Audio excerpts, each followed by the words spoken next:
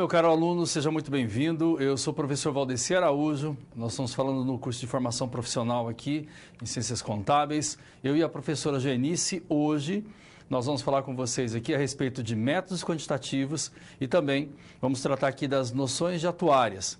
Eu começo a falar sobre essa questão dos métodos quantitativos e depois Genice entra aqui e já dá continuidade às nossas informações. Como vai acontecer nossa aula? Nós vamos ter alguns exercícios com vocês, utilizando as medidas de tendência central, falando de média, moda e mediana, e depois também tratar essa informação com os dados agrupados, trazendo exercícios e com base nessas informações, vocês já vão ter condições de verificar. Quando o exercício tratar desses assuntos envolvendo a estatística e os métodos quantitativos, você consegue localizar essas informações e colocar em prática o que a gente vai tratar com vocês aqui hoje. Tudo bem? Então, para começar, vamos analisar as informações da aula. Eu e a professora Joanice, e nós vamos ter aqui média aritmética, mediana e também a moda. Já para começar, nós já vamos mostrar para vocês aqui a média aritmética. O que a gente tem aqui? Medida de tendência central. A média aritmética, nós vamos falar das duas, que seria a média aritmética pensando na média aritmética simples e também na média aritmética ponderada. Então, vamos lá. Medida de tendência central, essa aqui é a mais comum para um conjunto de dados, que vai ser a média aritmética. Essa média amostral no conjunto de dados vai ser a razão entre a soma de todos os valores do conjunto de dados e o número total de valores. Então, para a gente entender, quando a gente vai falar sobre essa questão da média, então, se eu quero saber a média das idades, ou dos salários, ou das alturas de determinadas pessoas, eu vou verificar, vou somar todas essas alturas, vou verificar a quantidade de pessoas que estão envolvidas, faço uma divisão, cheguei na minha média aritmética simples. Se quero saber a média aritmética ponderada, eu tenho que pensar em um outro cenário. Umas provas, por exemplo, provas de concursos em que a prova de língua portuguesa ela tem um peso, matemática tem outro peso, conhecimentos gerais ela tem outro peso. Eu estou trabalhando com média aritmética ponderada. Então, nós vamos ver essas duas médias primeiro e depois trabalhar com os dados agrupados. Vamos continuar? Então, nós temos aqui a fórmula que seria a soma dos valores de x, e aí aparece essa fórmula grandona aqui que a gente tem que ter uma determinada noção dela, que seria a somatória de todos os valores que vão de x de 1 até n. Então, vamos ter a soma dos valores dividido pelos números de observação. Vamos ter a média aritmética amostral e a média aritmética populacional. Só para a gente entender, quando a gente fala sobre média aritmética amostral e populacional, nos remete às informações lá de métodos quantitativos, quando tratava da amostra e da população. Então, vamos imaginar uma fábrica com 1000 funcionários. Se eu quero essa amostra populacional, então eu vou fazer essa pesquisa, essa verificação com todos os funcionários. Nesse caso, eu tenho a minha média populacional. Porém, se eu tenho simplesmente lá, eu vou pegar uma quantidade aqui de 80, vou escolher uma quantidade de funcionários dentro de uma expectativa dessa média. Esses 80 funcionários aqui, eu vou entender como uma média amostral, que é só uma amostra do meu total. Muito bem. Nesse caso, nós temos aqui um exemplo para vocês de média aritmética populacional. E aí, a nossa letra grega aqui, que é o Mi, dos seguintes conjuntos de dados. Então, eu tenho 5, 7, 8, 9 e 11. Então, Mi vai ser a soma aqui dos meus dados. Então, vamos somar 5 mais 7 mais 8 mais 9 mais 11. Eu tenho um total de 40. Vou dividir pela quantidade de números aqui. 1, 2, 3, 4, 5. Divido por 5, eu chego na minha média aritmética simples aqui, que vai ser um total de 8. Essa é a mais tranquila, porém, nós temos também a média aritmética ponderada. Vamos às informações. No cálculo da média aritmética ponderada, cada valor coletado na série, ela tem uma participação aqui proporcional ao seu peso. Então, nós vamos trazer aqui X1, que seria um salário, por exemplo, vezes a quantidade de pessoas. E assim eu vou tendo todos os dados dessa empresa e aqui no final eu tenho a somatória de XI vezes PI, que seria, no caso, o dado que eu tenho, vezes o peso, e depois eu vou fazer uma divisão pela somatória do peso. XI vai ser o quê? Observação ou número de variáveis nesse estudo, e o PI vai ser a ponderação ou o peso dessa variável. Mas para ficar mais claro para vocês, que a gente está falando que essas informações elas podem aparecer em concursos públicos e em provas, algumas escolas também trabalham com esse sistema de média ponderada. Então vamos a um exemplo aqui. Calcule a média aritmética ponderada dos números 10, 14, 18 e 30, sabendo-se que os seus pesos são respectivamente. Então quer dizer que esse número aqui, o 10, ele tem esse peso 1, o 14 tem peso 2, é o que a gente vai colocar aqui na nossa formulazinha. Então, a média aritmética, o x tem um tracinho em cima. Vamos fazer 10 vezes 1, que é o peso, 10 vezes 1, 14, mais aqui, 14 vezes 2, que é o peso do 14, e assim sucessivamente. Faço a multiplicação primeiro de todos eles. Então, vou lá multiplicar 10 vezes 1, eu vou chegar a um total de 10 aqui. Mais 14 vezes 2, vai dar um total de 28. Mais 18 vezes 3, 54. E assim sucessivamente. 30 vezes 5, 150. Divido pela soma desses pesos. Soma lá 5 mais 3 mais 2 mais 1, eu tenho um total de 11. Quando eu faço a soma agora desses itens, eu vou chegar a 242, dividido por 11. A minha média aritmética ponderada vai ser 22, levando em consideração as informações que foram apresentadas aqui e os seus respectivos pesos. Nesse caso, a média aritmética simples e a ponderada são as mais tranquilas para a gente chegar no nosso resultado. Somo lá a quantidade de alunos, se eu quero saber a média dessas idades, somo essas idades, divido a soma das idades pela quantidade de alunos. Pronto, eu tenho a minha média aritmética simples. São provas, e aí cada prova tem um peso, provas trimestrais. Então, tem a primeira prova lá que tem o peso 2, a segunda prova tem o peso 3, e de repente tem um trabalho que tem um peso 4. Sem problema, vou fazer a multiplicação lá da prova vezes o peso, somo a outra prova vezes o peso, e depois somo o trabalho vezes o peso, divido pelos pesos, e aí eu chego na minha média aritmética ponderada. É claro que eu posso gerar incógnitas também para esse desenvolvimento. Eu tenho todos os valores, eu sei qual é a minha média aritmética ponderada, porém, eu não tenho algum tipo de informação. De repente eu tenho uma prova, mas não sei o peso, ou tenho o peso, não tenho o valor dessa prova, e aí eu trabalho com essa incógnita também, bem tranquilo para resolver. Mas eu quero que vocês fiquem atentos à informação dessa média aritmética quando a gente trabalha com dados agrupados. Deixa eu te mostrar como a gente tem que fazer isso. Olha lá.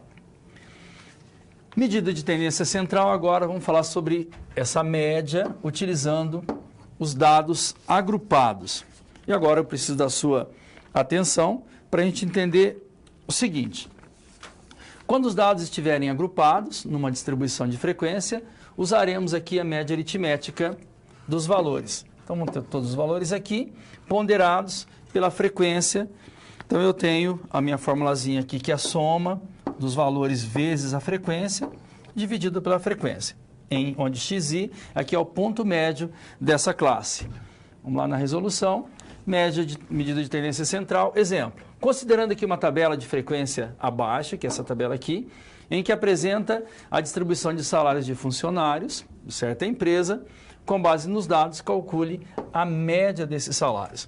Então, eu tenho aqui salários que vão de 1.000 até 2.000. Esse intervalo quer dizer que o salário vai de 1.000 até 1.999,99. Quantas pessoas? 35 pessoas estão dentro desse intervalo. E aí eu continuo trazendo a quantidade de pessoas, somando aqui, total, 70 pessoas. E para fazer a resolução, agora vamos fazer o seguinte. Olha lá. Novamente, eu repito aqui essa média de salários, 35. Aqui eu tenho o meu XI, que quer dizer que seria a média desses valores. Então, eu somo aqui 2.000 mais 1.000, divido por 2, eu tenho 1.500.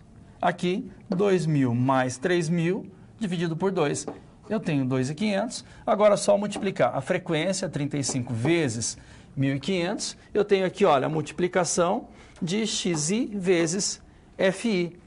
52.500, 42.500 e assim sucessivamente eu gero meu valor. Aqui eu tenho 169.000 somando e a minha frequência de dados aqui vai dar 70. Para encontrar a minha média utilizando os dados agrupados, bem simples, olha. Somatória de XI vezes FI, que está aqui esse valor, 169. Dividido pela somatória das frequências, que está aqui o meu 70, total 2.414,29, que seria a média desses salários que a gente está analisando ali, utilizando as informações da nossa média aritmética. Simples e ponderada e depois a utilização de dados agrupados. Tudo bem? Agora vamos entender um pouco sobre as informações da nossa mediana. Vamos lá. Mediana, também a informação aqui introdutória muito tranquila. Mediana, ela é o valor que ocupa a posição central no conjunto de dados ordenados, que a gente vai ter um rol aqui. Para você entender esse rol, que seria a organização em ordem crescente ou decrescente, digamos lá que eu tenho o número 1, 3, 9, 2, 5. Para colocar isso em rol, eu teria 1, 2, 3, 5, 9 aqui utilizando a ordem crescente. Eu tenho que ordenar esses itens aqui quando eu penso em mediana. Portanto, ela está localizada na posição central. Tá o quê? 50% desses valores, eles são menores que a mediana e os demais 50% são maiores. Para essa determinação, utiliza-se a seguinte regra. Depois de ordenada a amostra aqui, a gente vai ter um total de elementos. Segundo uma ordem, nós vamos utilizar. A ordem pode ser crescente ou decrescente, porém, a ordem crescente é mais utilizada. Vamos ao exercício aqui. Primeiro você precisa entender. Quando o número for ímpar, o número de série estatística aqui, sendo ímpar, haverá uma coincidência da mediana com um dos elementos da série. Nesse caso, existirá um único valor na posição central, que será a mediana. Então, para você entender, um exemplo aqui, eu tenho 2, 3, 5, 7, 5, 6, 9, 12 e 5. Coloco em uma ordem crescente. Como eu tenho que ter 50% dos itens menor que a mediana e 50% maior, como é ímpar, então eu tenho 1, 2, 3, 4, 5, 6, 7, 8, 9 dados. Sendo ímpar, a minha mediana já aparece aqui sem nenhum problema. Nesse caso, a nossa mediana vai ser o 5. Porém, nós temos um caso em que essa quantidade ela pode ser par. E sendo par, olha aqui, se o número de elementos da série estatística for par, nunca haverá coincidência da mediana com um dos elementos de série. Nesse caso, será sempre a média aritmética dos dois elementos centrais desses dados. Vamos lá, para você entender, exemplo, calcule a mediana do seguinte conjunto de dados. Então, eu tenho aqui 1, 2, 3, 4, 5, 6, 7, 8, 9, 10. É um número par. Aqui eu vou organizar, vamos colocar aqui em ordem crescente, esses valores. Aí eu vou ter 4 valores que vão estar abaixo da minha mediana e 4 valores acima. Ou seja, 50% acima e 50% abaixo desse valor. Nesse caso, para eu calcular a minha mediana, eu vou pegar o 26 e o 27. Como eu tenho N10, que seriam 10 itens, número par, a mediana será sempre a média aritmética desses dois elementos. Como é que eu faço? 26 mais 27 e faço uma divisão por 2 e chego aqui no valor de 26,5, que vai ser a minha mediana. Pode ser que na hora do levantamento dessas informações, eu possa simplesmente pensar nessa mediana, se eu não colocar isso no rol, colocar na ordem crescente, pode ser que tenha alguma diferença?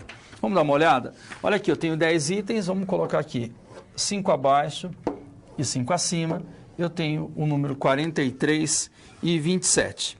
Se a gente pegar esses valores aqui para a mediana, com certeza nós vamos chegar no valor diferente do que está sendo apresentado aqui, que nós temos 26 e 50, que seria a minha mediana. Se eu pegar o meu dado 27 mais 43, somo e faço uma mediana, vai chegar num total de 33. Então, eu tenho um erro aqui nessa informação. Isso não pode ser considerado.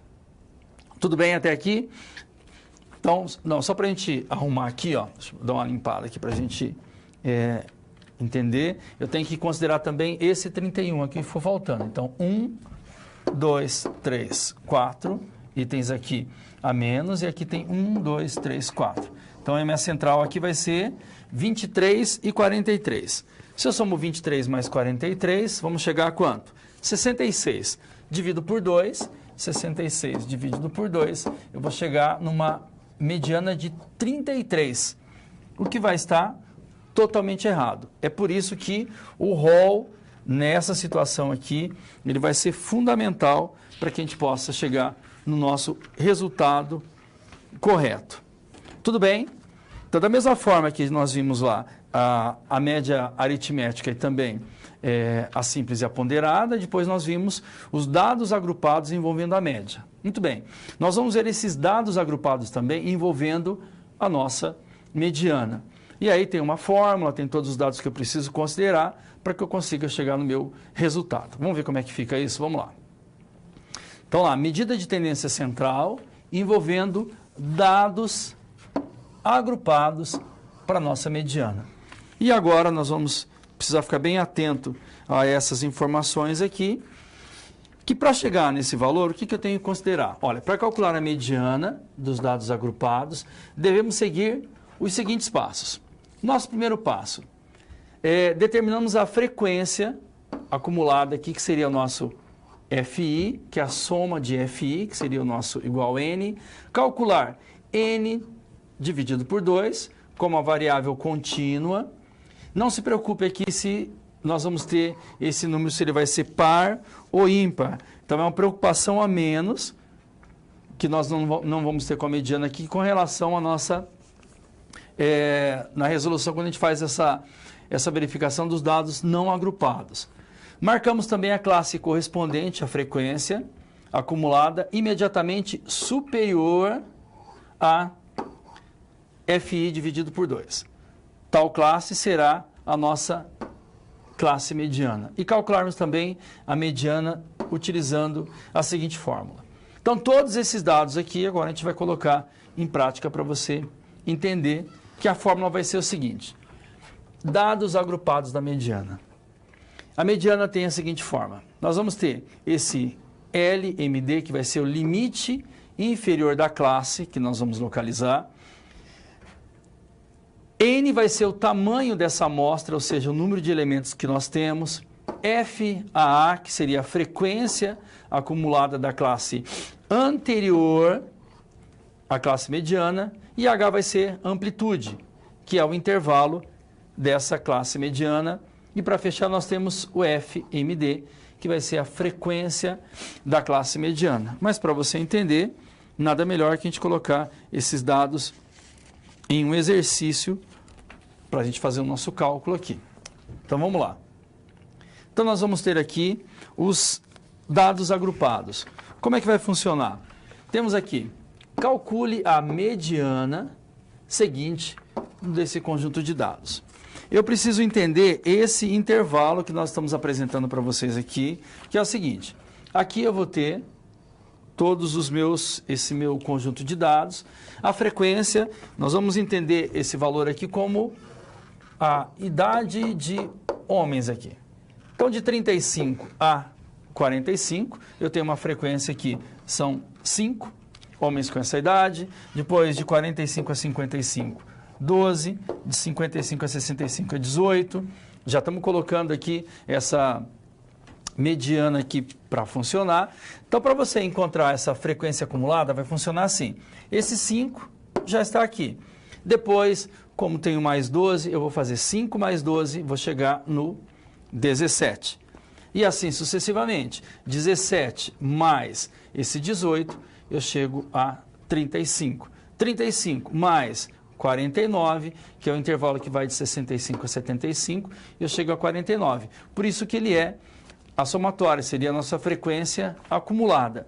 Se eu somar todos esses dados, eu vou chegar a um total de 58, assim como a minha frequência aqui também.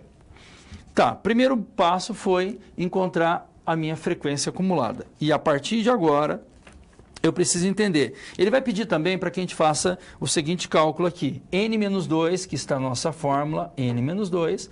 O que eu tenho? A quantidade de N aqui, que é 58. Vamos dividir isso aqui por 2, que vai dar um total de 29. O que mais? Por que essa classe MD aqui já está em vermelho para você verificar? Então, olha, a mediana aqui é a classe correspondente à frequência acumulada imediatamente superior à somatória de F42, que no caso seria, imediatamente, seria esses 35. Dentro da fórmula, o que a gente tem aqui? Olha lá. Agora a gente vai preencher as nossas informações para que eu possa levar para a fórmula. Resolução. Frequência acumulada. Eu tenho que encontrar o meu N. Quantos itens foram verificados? Então eu volto aqui para mostrar para vocês que a quantidade aqui foram 58 homens, no caso, que participaram dessa pesquisa. Então o meu N vai ser 58. Calculamos N dividido por 2 como uma variável que é contínua. A gente não vai se preocupar se ela vai ser par ou ímpar. 58 dividido por 2 vai ser igual a 29, que a gente já fez aqui, ó, 58 dividido por 2 igual a 29. Outro dado da nossa fórmula é esse aqui. A classe mediana. Eu vou ter esse intervalo que vai de 55 a 65, pois apresenta a frequência acumulada aqui num total aqui de 35. Então, voltando aqui, só para você entender, que seria essa frequência de 55 a 65, que eu tenho uma quantidade aqui, que seria o 18, que seria o maior, o que vai gerar essa informação aqui dos nossos 35. Outro dado para preencher a fórmula que eu preciso vai ser imediatamente superior à nossa FI sobre 2, que é 29. Então, para justificar esse 35, o que você tem que entender? Que quando eu fiz essa divisão aqui, 58 dividido por 2 e deu 29, ele está dizendo que tem que ser um valor imediatamente superior aos 29, imediatamente superior vai ser o 35, por isso que ele vai ser a nossa classe modal. Tendo todos os dados necessários, a gente vai colocar isso na fórmula. Então, meu limite inferior da classe mediana, qual vai ser? 55. Por que esse 55? Então, a gente tem aqui, olha, o limite inferior, 55, que é esse 55 aqui, que é a nossa classe mediana. Outro dado. O tamanho da amostra, nós vimos lá que são 58 pessoas participando, a gente já sabe. O meu FA, frequência acumulada da classe anterior à classe mediana. Então, vamos voltar lá para ver a nossa classe mediana, que é 35. Qual que é a frequência anterior? 17. É isso que a gente coloca aqui para você entender de onde saiu esse 17. E a amplitude, que é o intervalo da classe mediana, que vai ser 10, como é que a gente chega nesse 10? Simples também, olha lá, de 55 a 65. Faço uma subtração aqui, eu chego no meu intervalo aqui, que vai ser 10, que é o meu H. Amplitude de intervalo da classe mediana, que é 10. E depois, frequência da classe mediana, esse 18, que é o valor que nós temos aqui, olha, na classe mediana, olha, 18. Então, todos esses dados aqui, encontrei o 29, acho o valor que é imediatamente superior, que é 35, e aí uso todos os dados, o que vai aparecer aqui para a gente. Agora, só colocar na nossa formulazinha lá. E agora fica fácil. Então, o meu valor aqui do meu limite, que vai ser 55, n menos 2, n é 58, divido por 2. O meu FA, já verificamos que é 17, o H vai ser 10, e meu FMD vai ser 18. Resolvendo todos esses dados, lembrando que eu tenho que fazer aqui uma divisão, depois eu faço a subtração e depois eu multiplico por 10. E o próximo passo é dividir por 18. Esse 55 ele vai se manter até o final do exercício. E aí vamos ter 55 mais a resolução de tudo isso aqui, que vai dar 6,67. 61,67 vai ser a nossa resolução. Ou seja, a metade dos dados coletados para a amostra possui um valor igual ou menor a 61,67. E a gente fecha mais uma informação envolvendo o quê? Os dados da nossa mediana. Fácil para a gente encontrar quando a gente trata dos dados não agrupados. Então, vai ser aquele valor que vai estar no meu dado central utilizando o meu rol. E aí, quando eu vou utilizar os dados agrupados, eu tenho que tomar um cuidado, que eu tenho uma fórmula para colocar em prática para chegar nesse resultado. Tudo bem? Outro dado interessante é quando a gente vai falar sobre a moda, que também é uma medida de tendência central. A gente vê muito isso nos concursos, nas provas de ENAD, CFC. Então, você precisa ter uma noção. A gente vai estender um pouco mais esse dado. Vou mostrar para você como essa moda ela é localizada, muito fácil para localizar a moda. Seria aquele dado que aparece com maior frequência, mas depois os nossos dados agrupados, pensando na moda, vamos ver como isso vai funcionar. Vamos lá. Próximo passo, falou da moda. Olha lá. Medida de tendência central, moda, dados não agrupados primeiro. Vai ser o valor da amostra que se repete, ou seja, valor que ocorre com maior frequência. Um exemplo aqui, calcule a moda do seguinte conjunto. No caso aqui eu tenho 7, 8, 9, olha o 10, ele aparece 3 vezes, depois 11 e 12.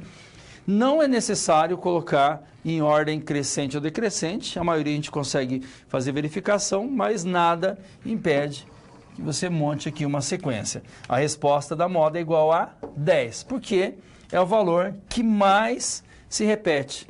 Nesse caso, o 10 aqui ele aparece com maior frequência. Simples a moda, vamos falar aqui de dados agrupados. Medida de tendência central, utilizando dados agrupados. A classe que representa a maior frequência é denominada classe modal. Então, vamos lá. A fórmula aqui de Kussberg. Primeiro, identifique a classe modal, aquela que possui a maior frequência, vai ser o nosso primeiro passo, e depois aplicar essa fórmula que nós vamos identificar para vocês cada um desses dados aqui, o que vale esse L, o que é D1, o que é o D2 e o que é esse Hzinho aqui. Então, vamos lá. O L vai ser o nosso limite inferior da classe modal.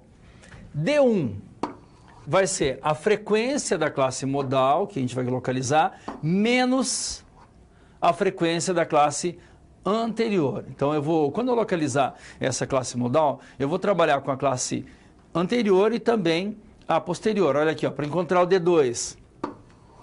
Frequência da classe modal menos a frequência da classe posterior à classe modal. E o Hzinho vai ser a nossa amplitude dessa classe modal. Quando eu consigo localizar todos esses dados, aí eu coloco em prática o quê? A nossa fórmula. Como sempre, os dados vão ser apresentados para vocês, dependendo o tipo de exercício que vai ser apresentado, qual vai ser o concurso, eles trazem uma parte dessa tabela para que você faça simplesmente a complementação dos dados. Quando você chega nos dados que são necessários, você precisa colocar essa fórmula em prática. Aí tem que saber qual é o limite, tem que saber qual que é o D1, qual é o D2 e qual vai ser o H. Para você entender, a gente vai mostrar para vocês um passo a passo como é que eu chego no valor quando eu trato dessas informações utilizando os dados agrupados. Já conheci a fórmula, então a gente vai colocar um exemplo e mostrar passo a passo para vocês o resultado. Vamos lá. Então eu tenho aqui, olha, medida de tendência central, dados agrupados, fórmula de Custer. Exemplo, calcule a moda do seguinte conjunto de dados agrupados em intervalos de classe. Muito bem, olha, o nosso conjunto de dados é esse, que vai de 1 até 5. Os preços e os produtos. Então, eu tenho preços aqui que vai de 100 até 120.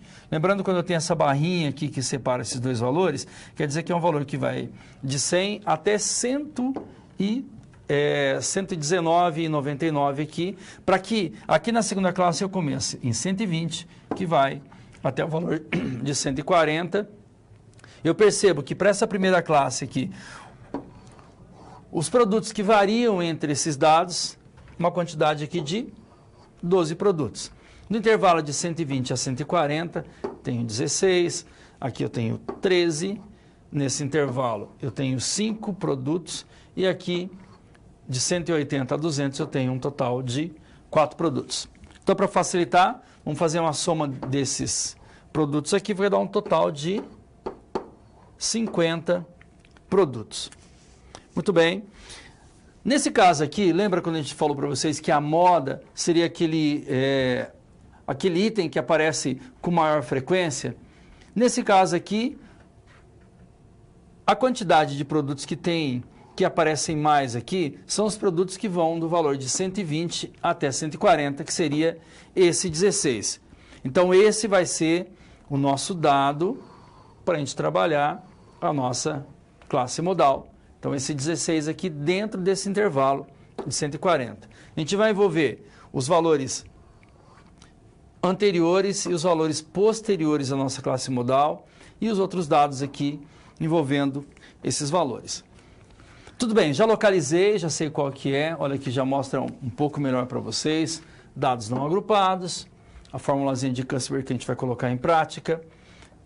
Localizamos aqui o 16 como a classe modal, que são os produtos que apareceram com maior frequência. E agora, a gente vai ir e voltar um pouquinho aqui para localizar os dados que a gente precisa. Então, vamos lá. Para você entender, a classe modal é a segunda classe que contém 16 produtos. Como é que eu sei? A gente volta lá e mostra para vocês, olha lá.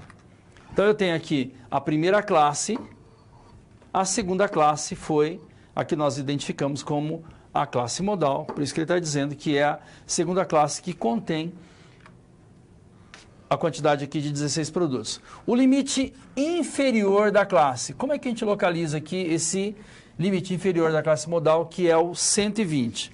É bem simples, olha, a gente volta lá um pouquinho, eu tenho aqui limite inferior da classe modal, limite inferior vai ser o quê? Vai ser 120, que ele vai de 120 até 140, o limite inferior vai ser o 120. Continuando lá, nós vamos querer descobrir aqui o D1, que vai fazer uma parte da nossa fórmula aqui, ó, o D1 vai estar aqui. Como é que eu localizo? A frequência da classe modal menos a frequência da classe anterior. Qual é a nossa classe modal? A gente já descobriu aqui que vai ser o 16. O limite inferior vai ser o 12. Então, vou fazer 16 menos 12. Eu tenho aqui, olha, 16 menos a nossa frequência da classe anterior, que é 12. 16 menos 12 vai ser 4. Eu já vou entender que o meu D1 vai ser igual a 4 para colocar na minha fórmula. E o D2, que é a frequência da classe modal, menos a frequência da classe posterior. Então, eu sei que a minha classe modal é 16 e o número de produtos posterior vai ser 13. Então, vou fazer 16 menos 13 para encontrar o meu D2. Olha lá, 16 menos 13, eu tenho D2 que é igual a 3. E a amplitude da classe modal, que é o meu H, a gente vai fazer um cálculo. Vocês viram lá que o meu valor ele vai de 120, aí tem um intervalo, que vai até aqui os 140. Então, para encontrar esse H, eu vou fazer 140 menos 120, né? Vamos pegar o valor maior menos o menor, e vai dar um total de 20, que é o valor do meu H.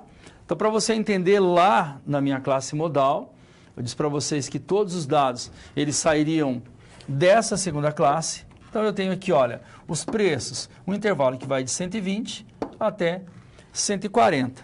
E aí, para encontrar o meu H, simplesmente eu fiz 140 menos 120. É o intervalo que eu tenho aqui de 120 até 140. Eu fecho o meu dado aqui, que seria os 20. Tenho todas as informações aqui da minha classe modal, agora eu tenho que colocar isso na fórmula. Vamos lá.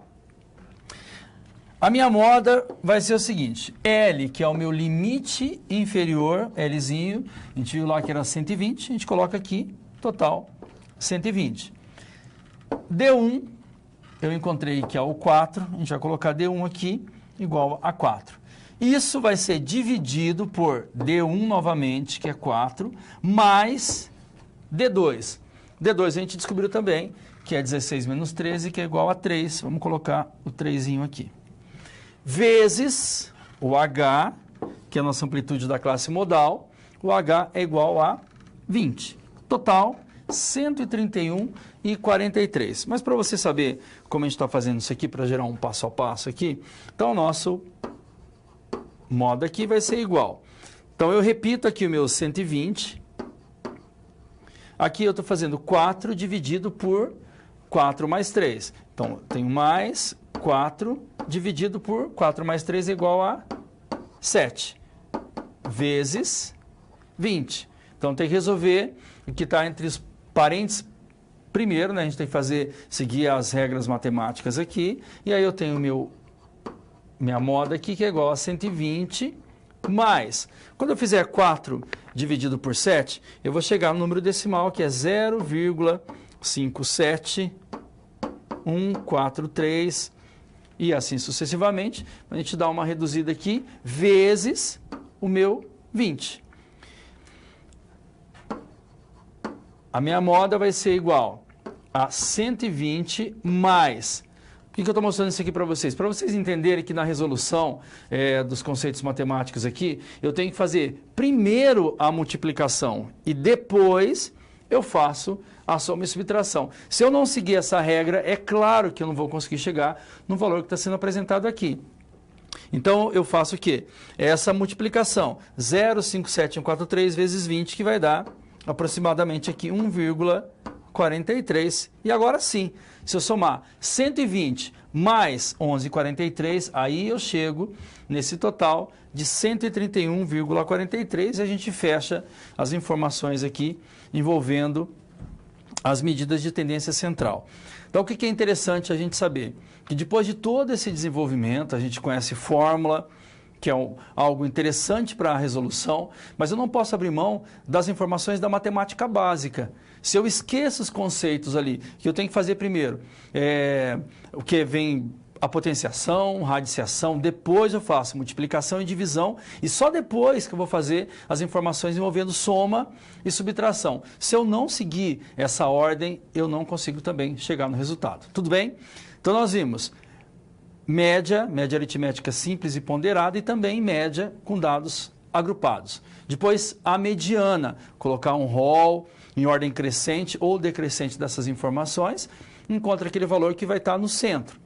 Se for par, eu tenho 2, se for ímpar, eu já consigo localizar sem problemas, aí eu tenho também o dado agrupado para a nossa mediana. E a moda é aquele valor que aparece com maior frequência, muito fácil de encontrar, e depois, utilizando o método modal ali de Kuiper, Eu tenho a formulazinha enquanto limite, D1, D2 e o meu H, consigo colocar essa informação na fórmula e chego no resultado sem problema, sem esquecer de colocar em prática lá a nossa matemática básica. Tudo bem? Espero ter colaborado com vocês. Agora a professora Joenice continua a nossa aula falando das noções de atuária.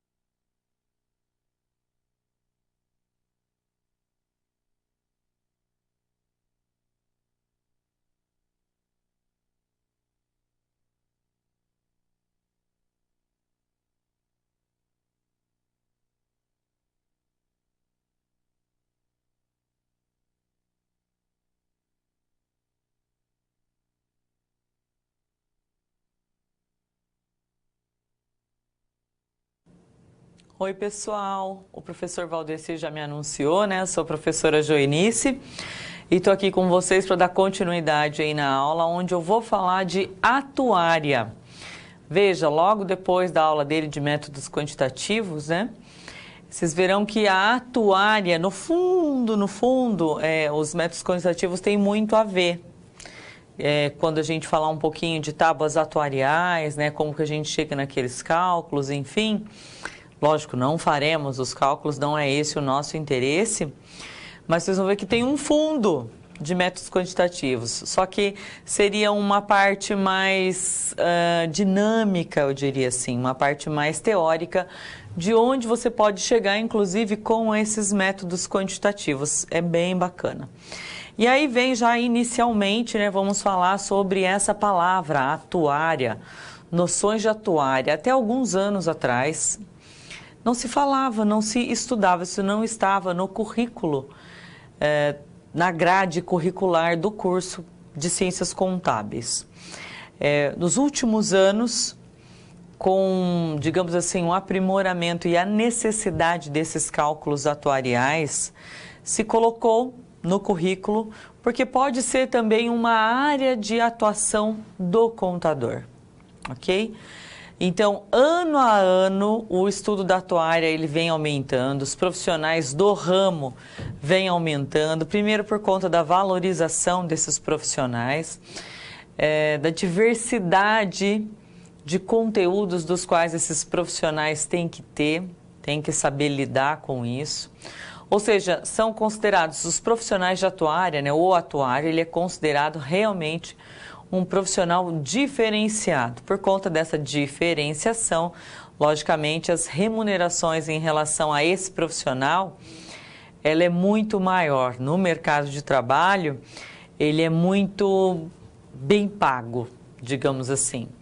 Não são muitas as empresas que utilizam dessa atuária, porém, como eu já disse, esse ramo vem aumentando muito, consideravelmente, eu diria. E dentro do site, inclusive, dos atuários, consta, sempre tem proposta de emprego. E a questão realmente é a qualificação. Então, tem que gostar do que vai fazer, assim como qualquer outra profissão. Mas mais do que nunca a atuária, porque ela é bem específica realmente. Não pode ser assim, eu não gosto, mas eu faço. Não, porque a pessoa não vai conseguir fazer. Ela não vai se destacar. E não vai ser legal né? Rapidamente vai sair, vão entrar outras pessoas nos lugares. E durante aqui essa nossa explanação, vocês verão que a atuária está mais próxima de vocês do que vocês realmente imaginam.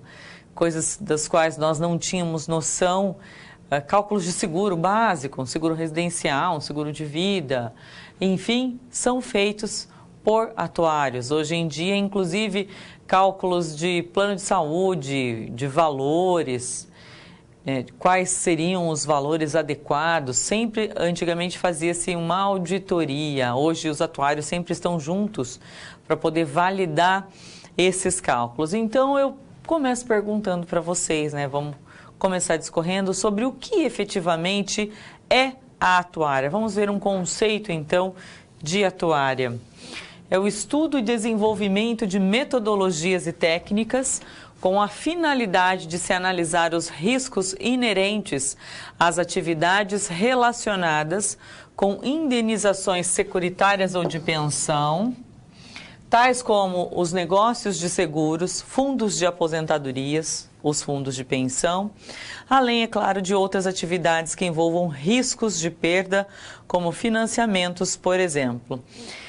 Quando falamos em indenizações securitárias e de pensão, fundos de pensão, esses são a nata, né? Esses são aí esse é o doce, digamos assim, do atuário. Por quê? Porque são os maiores montantes, são as maiores utilizações se dão, de um modo geral, nos seguros e nos fundos de pensões. É onde se melhor analisa, se mais utiliza esses cálculos atuários, ok? E continuando, ainda finalizando esse conceito, é o uso de conhecimentos e cálculos para a elaboração de seguros, planos de previdência, que mais? Etc., né? Planos de previdência e realização de outras operações financeiras que envolvam risco de um modo geral. Então, fundamentalmente, o cálculo atuarial busca o quê? Por meio de um conhecimento histórico, de distribuições estatísticas e hipóteses, formar um valor presente, ou seja, um valor atual, de um conjunto de obrigações a pagar ou a receber em uma ou várias datas futuras. Veja a complexidade da atuária. Por exemplo, quando falamos de um seguro de automóvel, nós estamos fazendo geralmente esse risco, calculando esse risco para um ano. Menos pior. E essas tábuas atuariais ou esses valores são renovados quase que diariamente, no mínimo semanalmente. Isso é fato. Então, por exemplo, você vai fazer uma cotação de um seguro alto. Geralmente essas cotações elas têm validade de 10, 12 ou 15 dias. A maioria das empresas trabalham com 10 dias, tá? Algumas com 15 dias. Por quê? Porque esse risco ele vai se alterando. E quando a gente fala esse risco, o risco do carro ser roubado, o risco de acidentes, etc., que também é feito por localizações. Então, por isso que num seguro de automóvel tem lá inúmeras perguntas, né? Quem vai dirigir, qual é a idade, se tem pessoas menores de 26 anos, qual é o CEP de estadia, digamos assim, de movimentação desse veículo, porque muda muito. Um carro no Rio de Janeiro, um carro no Paraná é diferente, um carro na Bahia é diferente, e mesmo dentro de cada estado, dependendo da cidade, da região, também esse risco pode aumentar. Aumentou o risco, aumenta o valor. Então, ainda é uma coisa, digamos assim, você calcular um valor de seguro para um ano. Imagina quando você faz uma projeção de um seguro de vida. Você pega uma pessoa lá de 20 anos de idade e você faz essa projeção de seguro de vida para 60, 65, 70, 90, 100 anos, enfim, né? Aí sim você tem que ter ciência desse cálculo com base no quê? Ou de um fundo de pensão, ou de um plano de seguro, com base no que ele vai conseguir se manter até lá. Porque o cálculo atuarial, ele é bom quando ele é bom para todos, né? quando ele é bom para quem contrata e para o contratante. Ou seja, o contratante, ele tem que ter condições e sabendo assim, por exemplo, um seguro de vida, que ele vai pagar há anos esse seguro, mas que lá na frente ele vai ter ciência de que ele vai receber isso, então é muito importante também escolher a empresa da qual você vai fazer, por exemplo, um seguro desse, um seguro de vida. Já vi muitas empresas quebrarem no meio do caminho. E quando você faz um seguro de vida pensando em 20, 30, 40 anos, imagina que empresa hoje que você sabe que ela será sólida para daqui 30, 40 anos pagar esse seguro de vida para os seus familiares. Então, é realmente muito importante saber escolher essa empresa. E esse cálculo, né? Onde ele vai calcular esse montante que você vai pagar, tirar todas as despesas da empresa, ter condições de te reembolsar e ainda dar um lucro para a seguradora. Então, esse risco atuarial que envolve esses cálculos, ele tem que ser uma coisa muito bem calculada. Mas como eles fazem esses cálculos? Por exemplo, de seguro de vida, eles fazem com base nas tábuas atuariais, né? Quantidade de nascidos, quantidade de mortes dentro daquelas faixas etárias. Por isso que depois que passa de 50 anos, né, 45, 50, os aumentos são quase cada 5 anos, depois que passa de 60 ou 65, se eu não me engano, cada 2 anos, enfim. Por quê? Porque o risco aumenta muito. O risco de morte aumenta muito. Se a pessoa não morreu nesse período, aumenta muito. E também é por isso que um seguro de vida para uma pessoa de 20 anos, ele é bem baixo. Porque o risco dessa pessoa morrer é muito pequeno. E aí aquela tábua atuarial, né, todo aquele cálculo, paga, né? Ou seja, também é importante que você tenha uma carteira boa. Porque quando você tem uma boa carteira, aquele fundo, ele se sustenta, ele é sustentável. Então, também a venda desses planos é importante para que esse plano seja sustentável, tá? Como surgiu a atuária? É um negócio tão novo assim? Veja, surgiu na Inglaterra no final da metade do século XIX. Nossa professora está falando aí que é recente, mas surgiu no século XIX, sim. Nós vamos entender da história do surgimento da atuária. Portanto, surgiu há mais de 150 anos e é considerada uma área de conhecimento multidisciplinar, pressupondo que o domínio de conceitos de economia, administração, contabilidade, matemática, finanças e estatística para o entendimento dos modelos atuariais. Estudos realizados dão conta de que ela voltava-se para o cálculo da expectativa de vida, como interesse nas questões de aposentadoria e pensão. Então, continuando aqui um pouquinho na história, eu vou explicar essa ideia aí. Embora no século XVII a Inglaterra e a Holanda empenhavam-se em vender aos seus súditos títulos públicos que asseguravam ao tomador a percepção de uma renda vitalícia, assim, foi necessário determinar com a maior precisão a importância em dinheiro que deveria ser cobrada em contraprestação ao serviço, para que não houvesse prejuízo à coroa. E era um trabalho destinado aos melhores matemáticos da época. Então, na verdade, lá na Inglaterra, quem começou com essa história de seguro, que eles nem davam esse nome, foi a coroa. Falava o seguinte, olha, compra esses títulos públicos, já tinha isso nessa época. E eu garanto aí que mais para frente você vai receber um bom valor. É como se eles fossem sócios, né? E o pessoal crescia o olho, porque, poxa, eu estou comprando da coroa. Então, vai ter perigo, eu vou receber esse dinheiro. Então, isso era uma coisa bem vista. Existem também outras situações, por exemplo, que os autores contam, de quando eles tiveram que começar com esses transportes marítimos. Então, vinha lá da Europa, por exemplo, para o Brasil, né? Esses transportes entre os continentes de mercadorias. E também tinha o transporte que eles tinham que fazer através do deserto com os camelos. Por quê? Tanto esses barcos que faziam esses transportes, um ou outro sempre afundava, quanto esses camelos morriam no meio do caminho, também com essas mercadorias, etc. E aí o prejuízo, ninguém sabia qual camelo ia morrer ou qual barco ia afundar.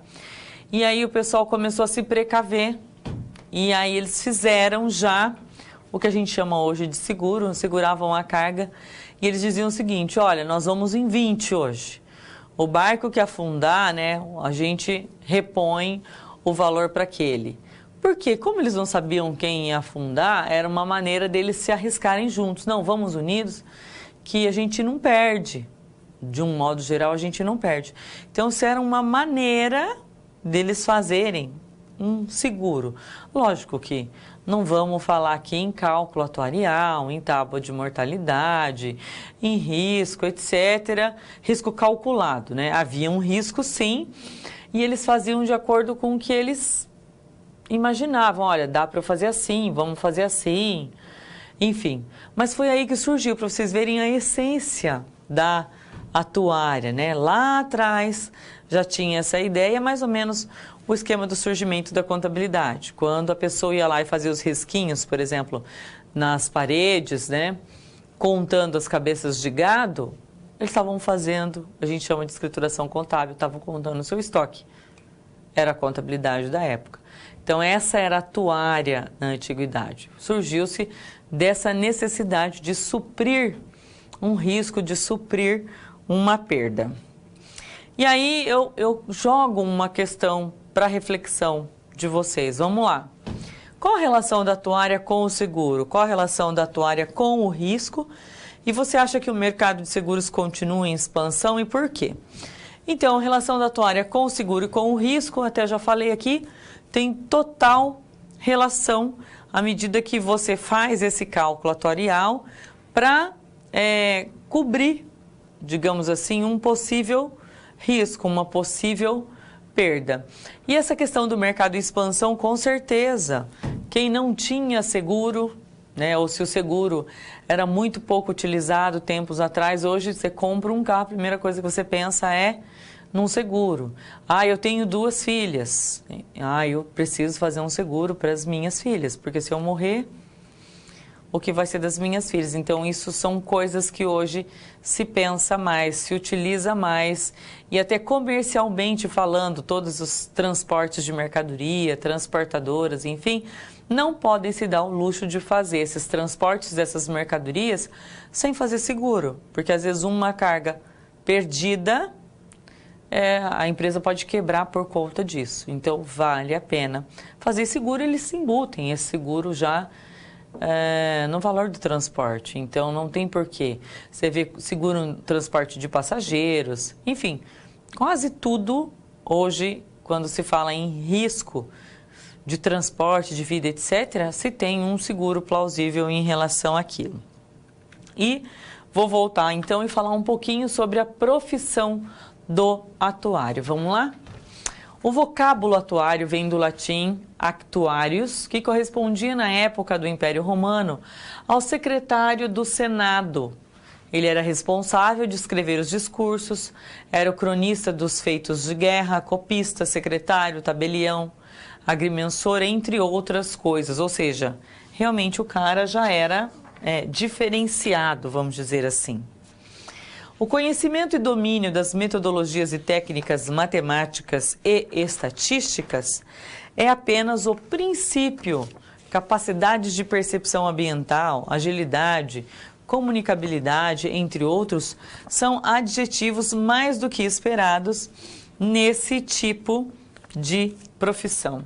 Como é a regulamentação dessa profissão de atuário? O artigo 1º do Decreto 66408/70, que define o atuário como sendo o técnico especializado em matemática superior que atua, de modo geral, no mercado econômico-financeiro, promovendo pesquisas e estabelecendo planos e políticas de investimentos e amortizações, e em seguro privado e social, calculando probabilidades de eventos, avaliando riscos e fixando prêmios, indenizações, benefícios e reservas matemáticas.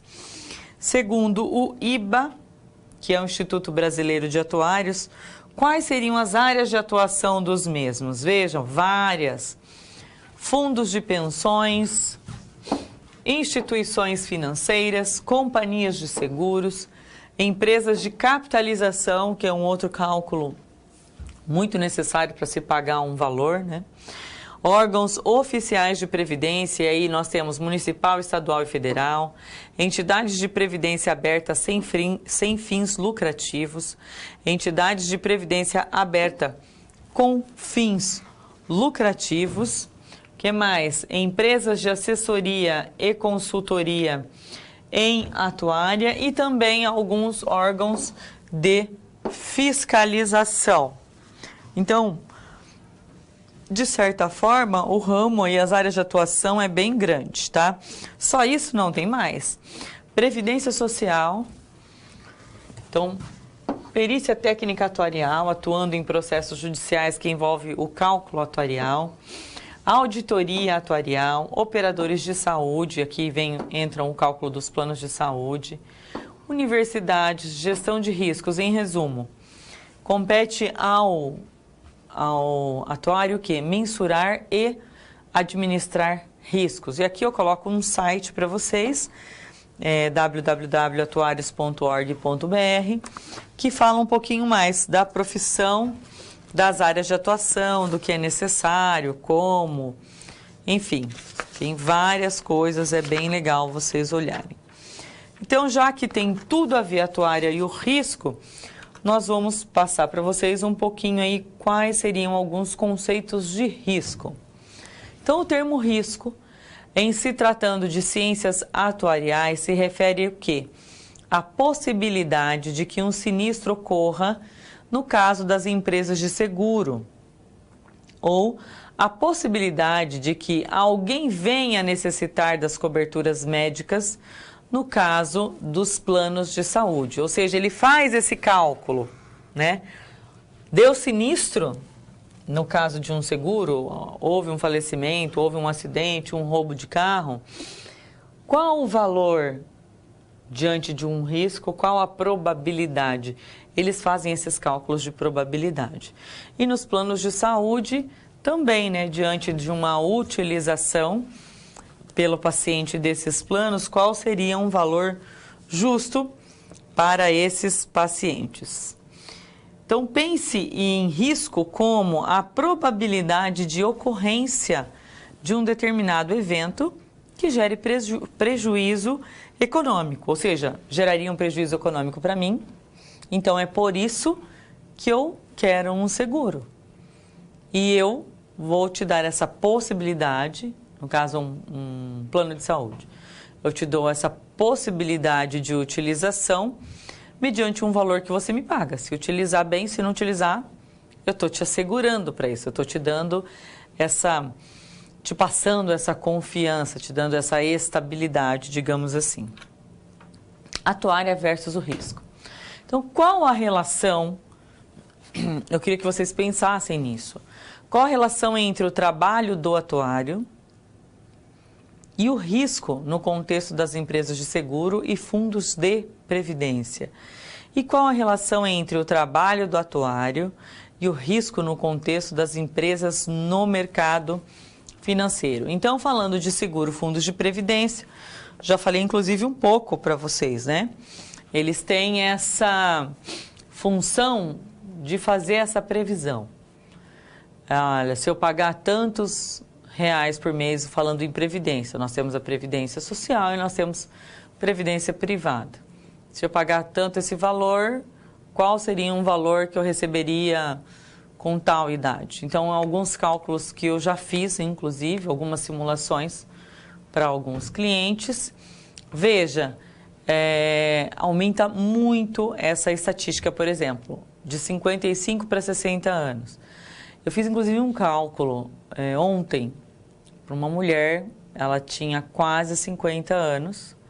Se ela começasse a pagar R$1.000 por mês, em 10 anos isso, com 60 anos, quanto ela receberia? Então, você pode receber de uma vez, você pode receber por um período determinado, ou você pode escolher ter uma renda vitalícia.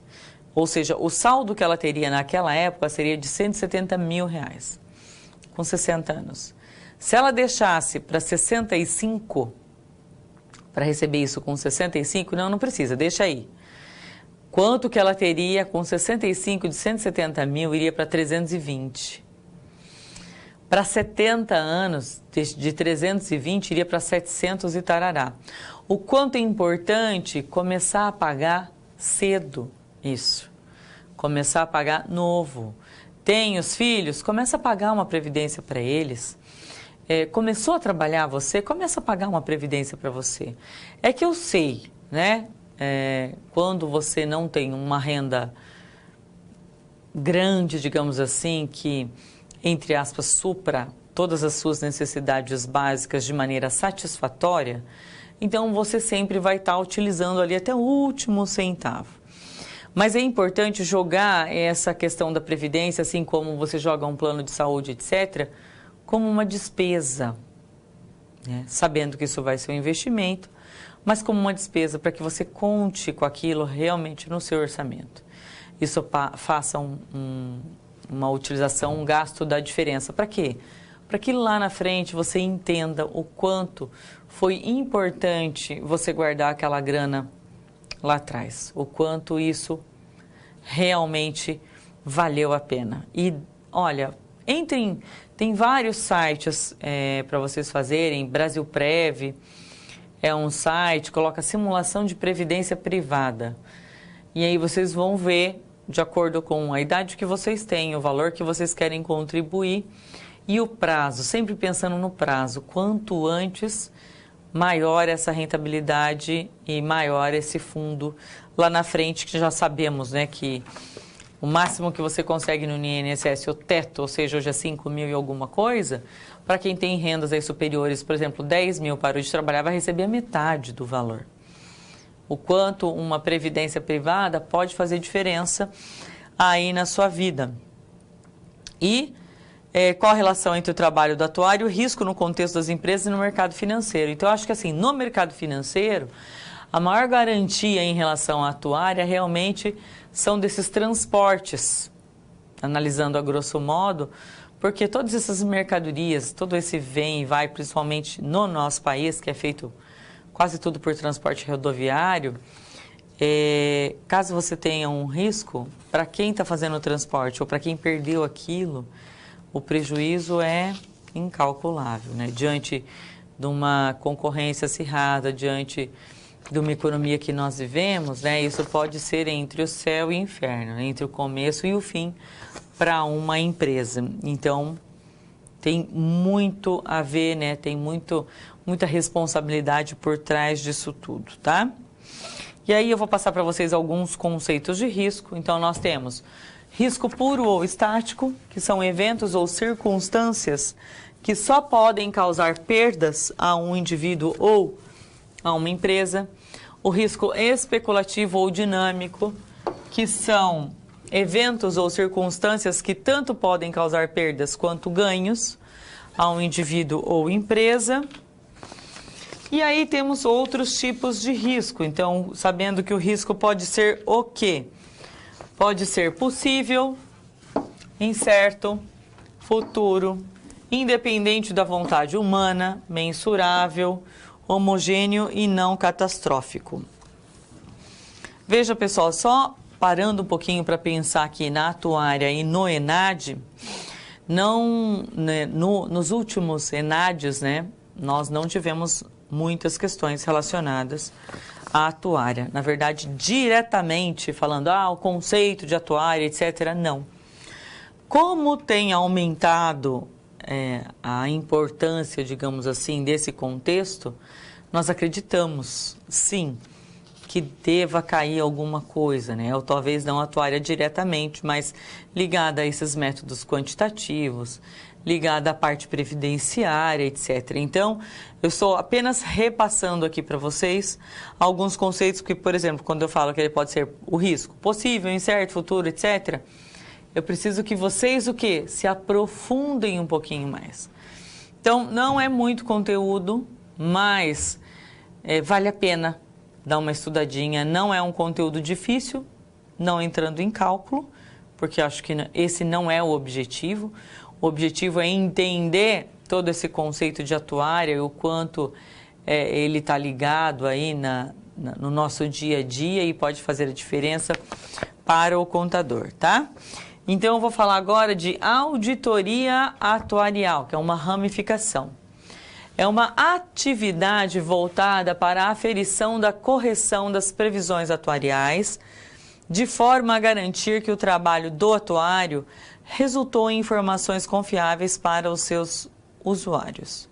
Segundo a Deloitte, quem é a Deloitte? Deloitte é uma das empresas mais importantes e confiáveis relacionadas em auditoria atuarial. Veja, ela disse que a revisão de benefícios e critérios de concessão adotados pelos fundos de pensão e patrocinadores de planos de pensão, bem como revisão das reservas a serem contabilizadas pelos patrocinadores, ou seja, que a auditoria atuarial é responsável por essa revisão de benefícios e critérios, ok? Tão grande a importância. Quais seriam as entidades reguladoras da atuária, né? Nós temos o IBA, Instituto Brasileiro de Atuária, e em seguida eu coloquei aqui para vocês o site, entrem, dêem uma olhada. A SUSEP, Superintendência de Seguros Privados, também temos o site aqui. E por que a SUSEP? Então, tudo que está relacionado a seguro e previdência, quem regulamenta é a SUSEP. E nós temos o portal dos atuários, www.atuarios.org.br/IBA, que vocês também entram, tá? Dentro já do Instituto de Atuários do Brasil. É só uma ramificação lá do site do atuarios.org.br. Vocês podem ir direto para lá. O que mais é importante aí dentro dessa ideia da atividade atuarial?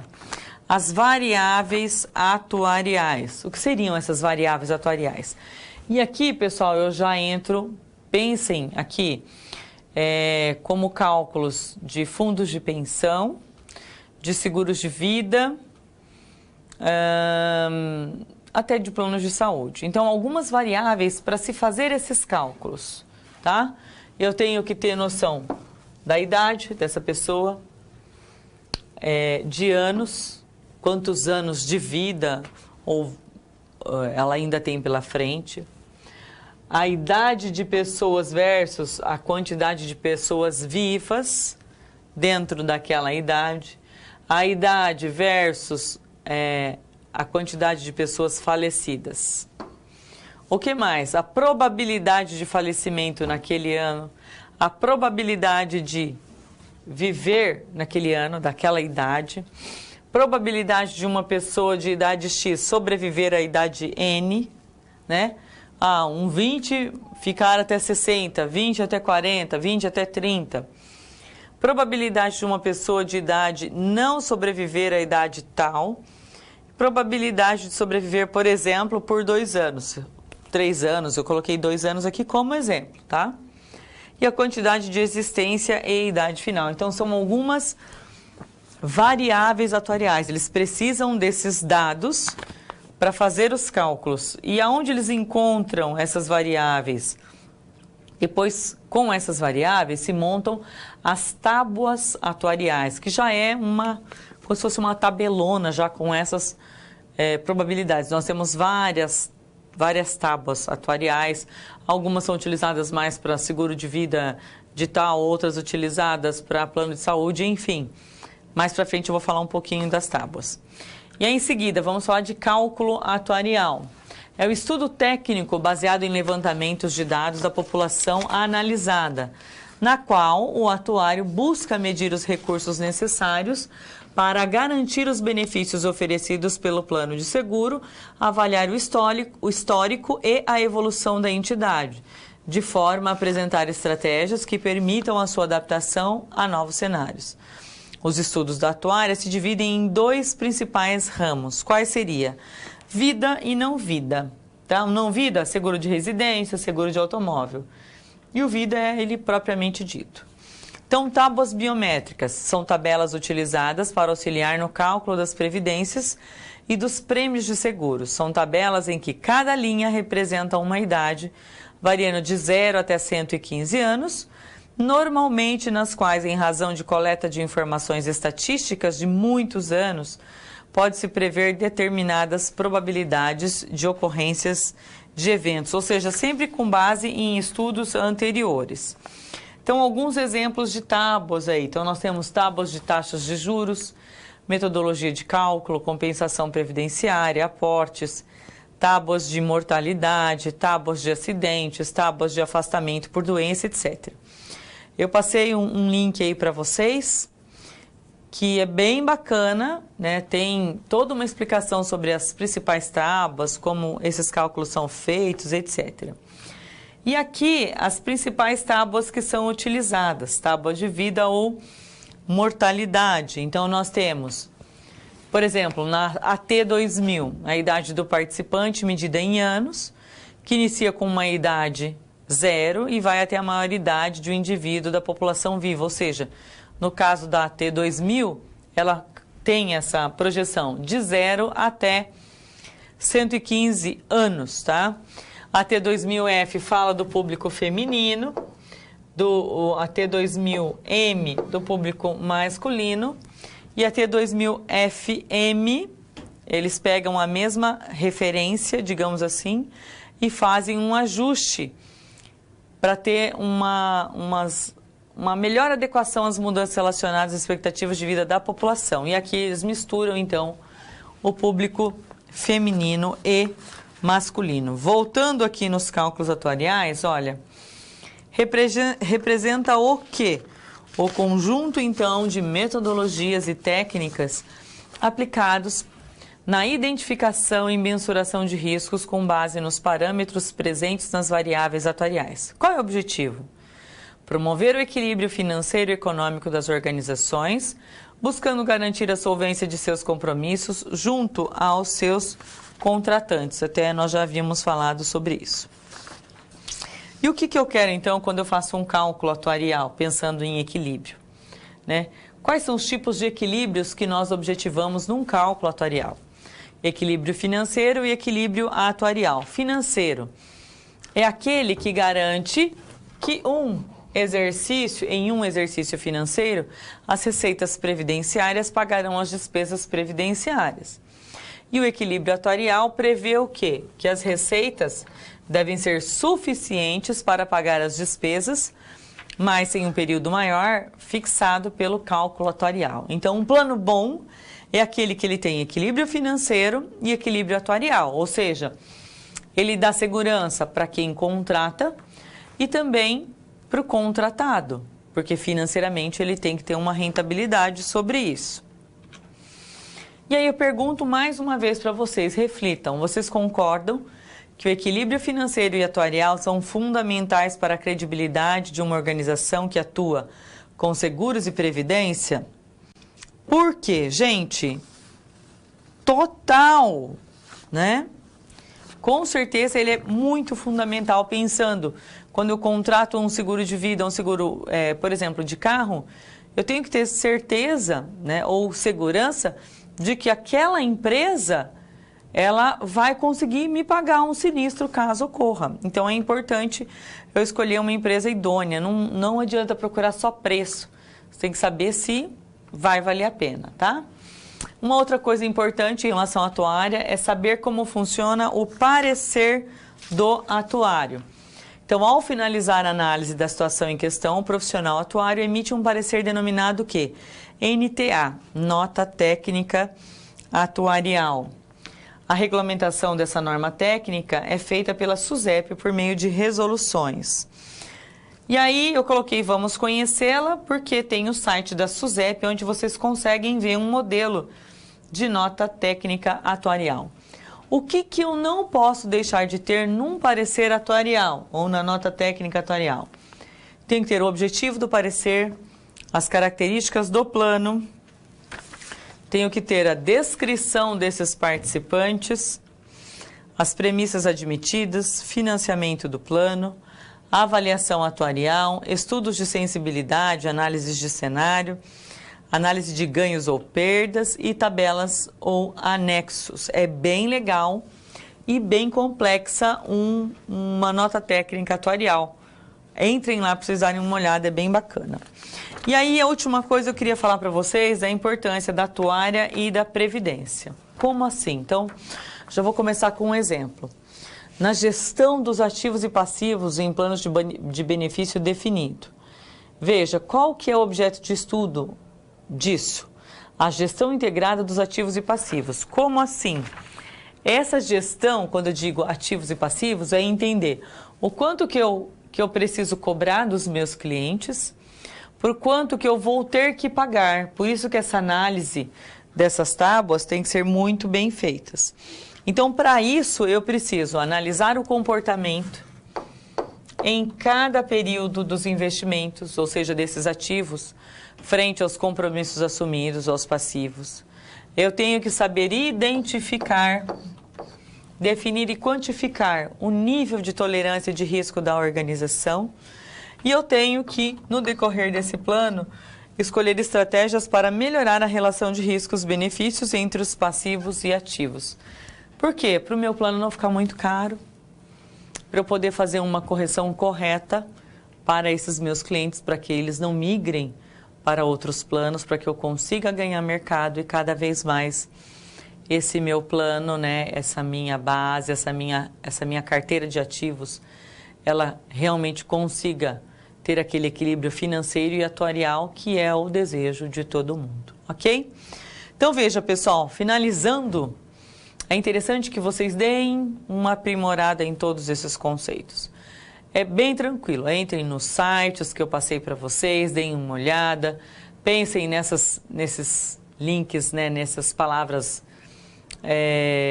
bases aí, cálculo atuarial, nota técnica atuarial, enfim, essas palavras-chave, para que vocês tirem de letra aí o ENADE, ok? Muito obrigado, eu fico por aqui, fico à disposição de vocês e até a próxima. Bye, bye.